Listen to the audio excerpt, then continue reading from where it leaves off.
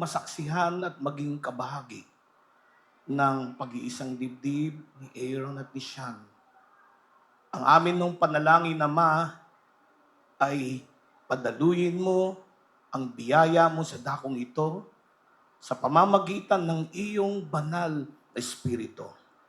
Basbasan mo ang aming mahal na pastor na sa kanyang pangunguna ay maipakita at maihayag ang kagandahan ng aming gagawin. Pagpalain mo si Aaron at si Sean na sila, Panginoon, ay makaranas, Panginoon, ng tunay na kasalan na iyong binabanggit sa banal na kasulatan.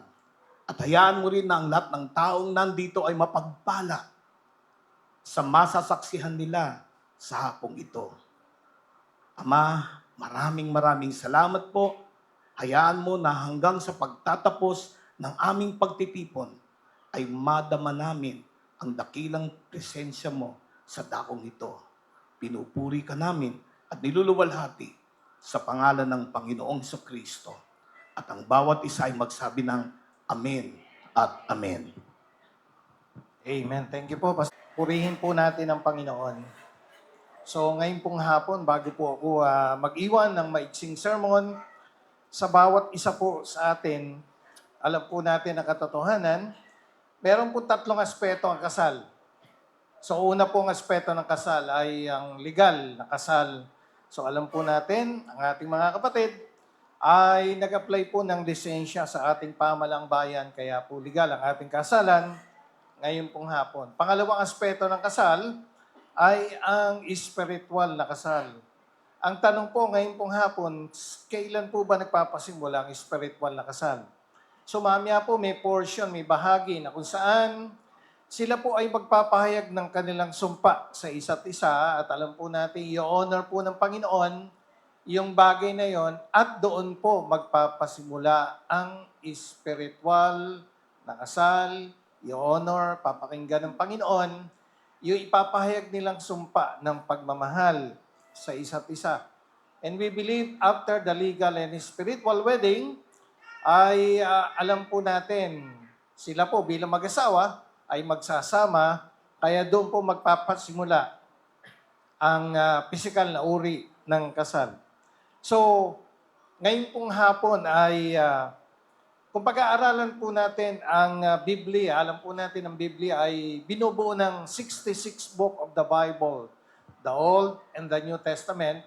At alam po natin na sa book of Genesis, the book of creation, sabi ng Genesis chapter 2 verse 18, it is not good for the man to be alone. So nakita po ng Diyos na mayroong kakulangan itong si Adan. Kaya po habang siya po ay namamahinga, ay kumuha ng hindi po buto sa ulo para maging head of the family, mga babae. Hindi raw po buto sa paa para tapak-tapakan, buto sa tadyang. Bakit daw po buto sa tadyang? Kasi malapit sa puso para mahalin at para proteksyonan. At pagkatapos pong kumuha ng buto sa tadyang, inanyuan ng Diyos, hiningahan, kaya nagkaroon ng buhet ng hininga. And after that, ay pinresent ng Diyos, Ama, kay Adan, yung babae. Anong response nitong si Adan? Sabi niya, sa wakas, narito ang isang tulad ko, laman ng aking laman. Buto ng aking buto, babae ang siyang itatawag sa kanya. So alam po natin, si Adan ang nagbigay ng pangalang Eva, which means the mother of life. And after that presentation, alam po natin, ano po ang kasunod na pangyayari? Ang unang kasalan, nangyari taganap doon sa Hardin ng Eden. Ano po yung nais kong establish sa aking pong maiksing sermon?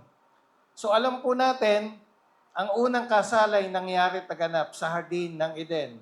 So hindi po natin pwedeng tanggapin na ang kasal, sabi nila ay ang kasal ay ito ng trend. Ito na raw ang takbo ng mundo. Hindi po, kasi yung unang tao, bago sila nagtayo ng pamilya, sila ay ikinasal ng Diyos. So alam po natin ang katotohanan na ang kasal ay hindi po idea ng simbahan, hindi idea ng gobyerno, kundi alam natin na ang kasal ay galing at idea ng ating pong Panginoon. And we believe that marriage was mentioned in the Bible 20 to 25 times. Ulitin ko po yon. Gaano po karami binanggit ang salitang marriage sa Biblia? It was mentioned 20 to 25 times. So, ganun po karami binanggit ang salitang kasal. At alam natin, it was first mentioned Genesis chapter 2, verse 18 up to verse 24. And we believe the last book of the Old Testament, ano po ba yon? That was the book of Malachi. Ang sabi po doon, God hates divorce, but God loves marriage. Anong sabi? Ang Diyos ay namumuhi sa paghihiwalay, subalit sa kasalang katulad nito, alam po natin ang Diyos mula sa kalangitan, ay nakatunghay at nakangiti sa ating kalagitnaan. Bakit? Meron siyang mga anak na lumalapit sa Kanya para hingin ang bendisyon ng kasal. At alam po natin, the first book of the New Testament, Matthew 19:6, anong sabi doon? Ang pinag-isa, pinagsama ng estado? Hindi eh. Ang pinag-isa at pinagsama ng Diyos ay huwag papaghiwalayin ng tao. So alam po ninyo, bago po dumating ang kasalang ito ng ating mga kapatid, Aaron and Sean, ay dumaan po sila sa marriage counseling kasi pinaliwanag ko po sa kanila na dapat una ay naintindihan po nila ang kanilang buhay na papasukin dahil wala pong diborsyo sa Pilipinas.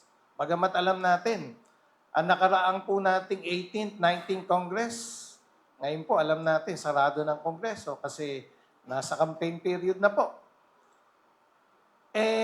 Alam po natin ang katotohanan ng maraming nais isulong na ipasok ang divorce, but as far as Bible is concerned, I want you to listen to this. Kung Biblia po ang tatanungin po natin, ano po ba stand ng Biblia? Ang pinag-isa, pinagsama ng Diyos. Huwag papaghiwalay ng tao. At maliwanag na sabi ng Biblia na ang kasal ay sagrado sa harap ng ating pong Panginoon. Hebrews chapter 13, verse 4. So alam natin na ang kasal, sabi ng iba ay, Pastor, ang kasal ay kapirasong papel lang yun. Hindi po. So ang lagi po sinasabi, ang kasal ay dalawang pamilya. Pamilya Cruz, Pamilya Espino. Ang haharap sa Panginoon ay yung hapon para hingin ang bendisyon ng kasal. Ilang bagay lang po ang nais kong iwan ngayong pong hapon sa aking pong maiksing sermon. Number 1, marriage was ordained by God. So alam po natin ang katotohanan na ang kasal ay pinagtibay. It was ordained not by God, by man, not by the government, but it was ordained by God. So alam po natin, matapos likain ng Diyos si Eva at si Adan, penresent, and after that, we believe ang unang kasalan nangyari at naganap sa hardin ng Eden. Number 2, God is the author of marriage.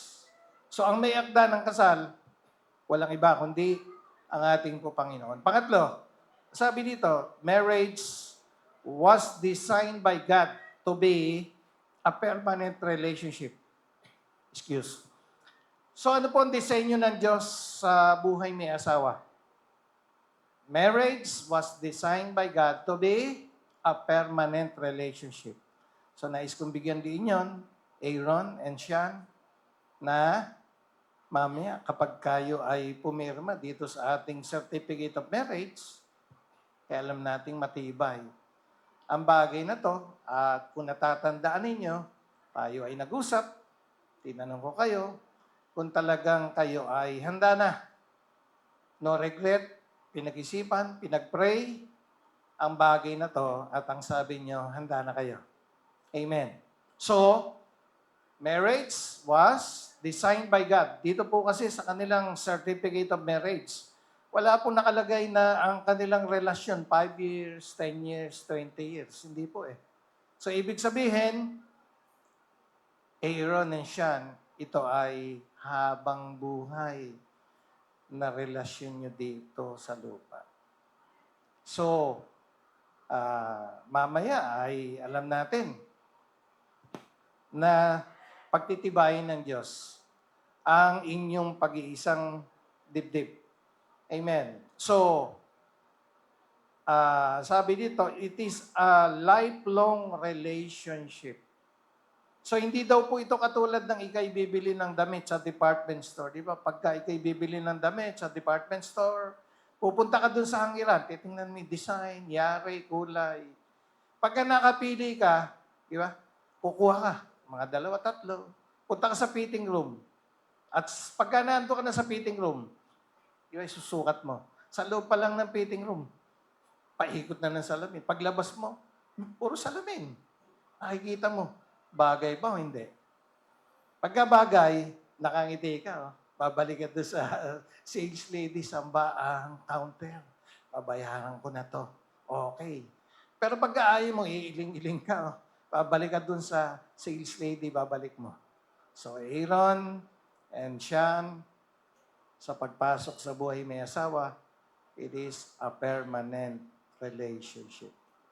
Maliwanag ba yan? Amen. So, ngayon, ilang bagay po nais kong iwan sa ating pong kalagitnaan. Ang sabi dito, God instituted the husband and wife relationship as an equal partnership. So alam po natin, meron daw pong pantay na karapatan ang lalaki at ang babae. Alam po ninyo, nire-respeto po natin ang bansang Japan, sila'y mayamang bansa, pero ito po ang kultura at paniniwala nila. Na ang babae daw po ay second-class citizen lamang. Ano ibig sabihin? Kapag ang lalaki magbabanyo ba, lilinisin muna niya ang banyo. At pagka siya nasa banyo, pag-shine niya ng sapatos. At pagkatapos siya mag-shine ng sapatos, pamamalansya ng damit. So, ang paniniwala po nila, we respect them, ay second-class citizen lamang ang mga babae sa kanila. Pero tayo po, bagamat ang ating bansa ay dumadaan sa kahirapan, ay may pantay na karapatan ang lalaki at ang babae. At mamaya po, ay dadaanan po natin ang bagay na to na binili ng Panginoon sa Ephesians chapter 5, verse 21 hanggang verse 33. Ang subtopic po doon, tagubilin sa mag-asawa. So, nais kong makinig mabuti. Si Aaron and Sean, dahil sila'y papasok sa buhay may asawa, may tagubilin ang Diyos na may akda ng kasal. Number 1, ang sabi ng verse 21, submit to one another because it is the will of God. So, Aaron and Sean, ang unang tagubilin ng Diyos na may akda ng kasal, pasakop kayo isa-isa't isa. Hindi pwedeng sabihin ni Aaron, I am the head of the family. Akong dapat laging masunod. Hindi. Ang sabi ng Biblia, Aaron, Sean, pasakop kayo sa isa't isa. Ang ibig sabihin pala nun, Aaron, kapag gagawa ka ng desisyon, dapat sabihin mo kay Sean yung bagay na yon at dapat may agreement ang inyong desisyon. Kapag walang agreement, huwag kayong gumawa ng desisyon, sigurado magiging mabuhay ang inyong desisyon. So, ganun ka rin, Sean. Kagawa ka ng desisyon. Aba, ay tanungin mo muna ang head of the family, si Aaron, sapagkat yun ang tagubilin ng Diyos. So, kapag wala agreement, huwag kayong gumawa ng desisyon dahil siguradong mabuhay ang inyong desisyon. So, yun ang sabi ng Panginoon na may akda ng kasal, pasakop kayo sa isa't isa. Pangalawa po, verse 21, verse 22, and verse 24. Sa tatlong talata po, isang sinasabi.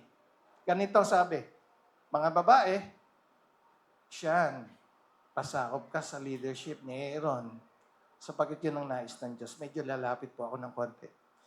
Siyan, kaya ba magpasakop sa leadership ni Aaron? Can I